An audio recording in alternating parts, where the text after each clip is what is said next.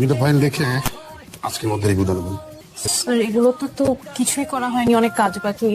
আমি কালকে কমপ্লিট করে আপনাকে জমা দিয়ে দিচ্ছি। চা কফি খাওয়ার বাজে ব্রেক পান না, ওই ব্রেকে করে ফেলবেন। আপনি তো চা কফি খান না, তাই না?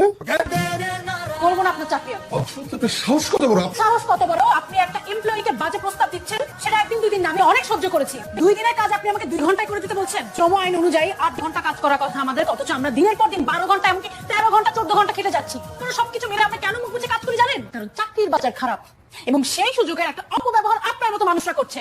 আপনার সাথে কি আমার কফি খাওয়ার সম্পর্ক? আপনি আমার দিকে অন্যান্য এমপ্লয়ীদের দিকে কোন নজরে দেখান আমি বুঝতে পারি না, কিন্তু আপনার মতো এরকম ধূর্ত এবং সুযোগ সন্ধানী মানুষদের জন্য আমার মতো মেয়েদেরকে চাকরি ছাড়তে হয়। তাদের পরিবারের স্বপ্ন, নিজেদের স্বপ্ন মাটি চাপা দিতে হয়, কারণ আপনার মতো মানুষ এরকম একটা জায়গায় বসে আছে দেখে। খুব তো মে দিবসে, শ্রমিক দিবসে আপনারা বড় বড় বুলিয়া ওড়ান না?